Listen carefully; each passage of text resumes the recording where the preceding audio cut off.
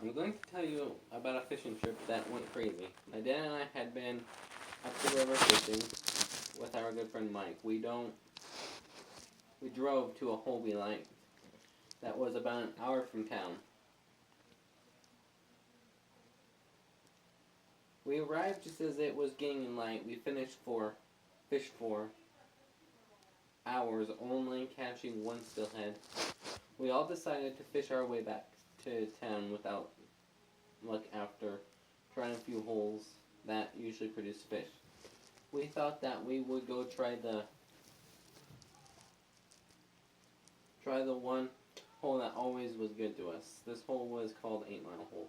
It was named this because it was 8 miles from town. We thought one last hole before we gave up. The hole is about a fourth mile from where we parked the truck. We all got out and gathered all the gear for what we were excited because we generally always catch fish there. The weather was so warm that day that there was runoff water from the snow gushing over the highway, so it made the walk nice and wet. We got about 100 yards from the river and heard the screech and then a loud thump. Dad and Mike dropped their fishing stuff and we all ran to see what happened. They both had a feeling that someone went too fast and hit the water across the road.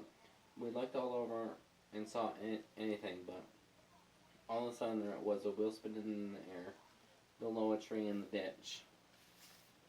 We rushed over to find the girl inside, upside down in her car. The car was totaled, but she was in the seatbelt and okay. Dad kept asking her questions. She responded to all of them.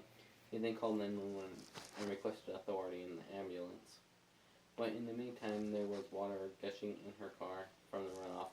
Mike and Dad cut her out of her seatbelt and carefully got her out until the ambulance came.